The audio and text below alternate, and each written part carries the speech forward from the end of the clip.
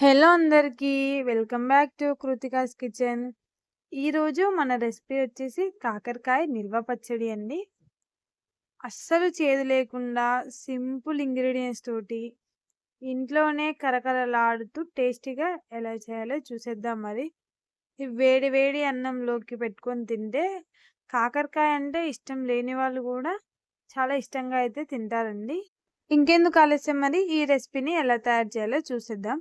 మీరు కనుక ఈ ఛానల్ని మొదటిసారిగా చూస్తున్నట్లయితే సబ్స్క్రైబ్ చేసుకొని పక్కనే ఉన్న బెల్ ఐకాన్ అయితే కొట్టేయండి.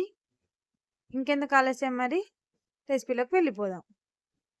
ముందుగా స్టవ్ వెలిగించుకొని ఒక ప్యాన్ అయితే తీసుకున్నాను. అందులోకి 1 టేబుల్ స్పూన్ ఆవాలు, మెంతులు, జీలకర్ర వేసుకొని అయితే దోరగా ఫ్రై చేసుకొని అయితే పక్కకు పెట్టేసుకున్నాను. కాకరకాయలని వీలైనంత సన్నగా తరుక్కొని ఉప్పు నీళ్ళలో కడుక్కొని అయితే వడగట్టుకోవాలి.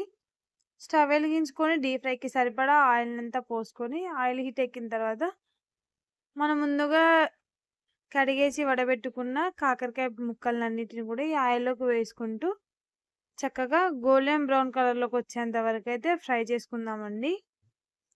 ఇది కొంచెం టైం టేకింగ్ ప్రాసెసే, కానీ టేస్ట్ మాత్రం చాలా బాగుంటుందండి. చూస్తున్నారు కదా, ఈ విధంగా అన్ని ముక్కలు కూడా ఫ్రై అయ్యేలాగా కలుపుకుంటూ అయితే ఫ్రై చేసుకోవాలి. చూస్తున్నారు కదండి, ఈ గోల్డెన్ బ్రౌన్ కలర్లోకి అయితే వచ్చేసాయి. వీటన్నిటిని కూడా తీసుకొని వేరే కడాయిలోకి అయితే వేసుకుందాము. ఇలా మిగిలిన ముక్కలన్నిటిని కూడా కొద్ది కొద్దిగా వేసుకుంటూ చక్కగా అన్నిటిని కూడా ఫ్రై చేసి అయితే పక్కకు పెట్టేసుకుందాము.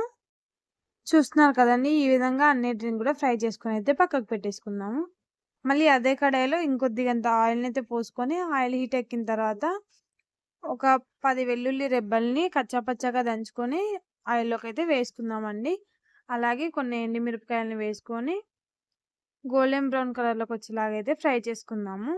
ఇందులోకి చిటికెడు పసుపు వేసుకొని చక్కగా అంతా కూడా కలిపేసుకొని అయితే స్టవ్ అయితే ఆఫ్ చేసేసుకుందామండి.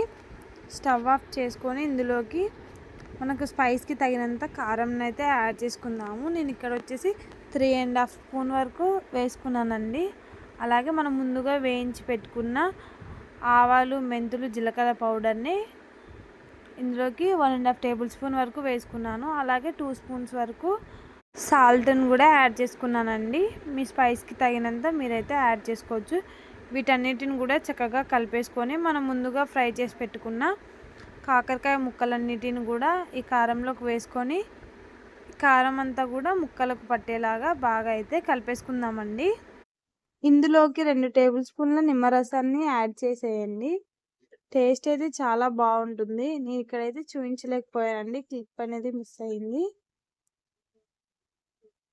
దీన్ని వేడి వేడి రైస్లో కనుక వేసుకొని తింటే చాలా అంటే చాలా బాగుంటుందండి. కాకరకాయ తినని వాళ్ళు కూడా ఒక్కసారి ఈ రెసిపీని ట్రై చేసి చూడండి. ఖచ్చితంగా మీకు కూడా నచ్చుతుంది. ఇలాంటి మరెన్నో ఇంట్రెస్టింగ్ ఫుడ్ వీడియోస్ కనుక మీకు కావాలని అనుకుంటే మన ఛానల్ని please do like and share and subscribe. Thank you for watching.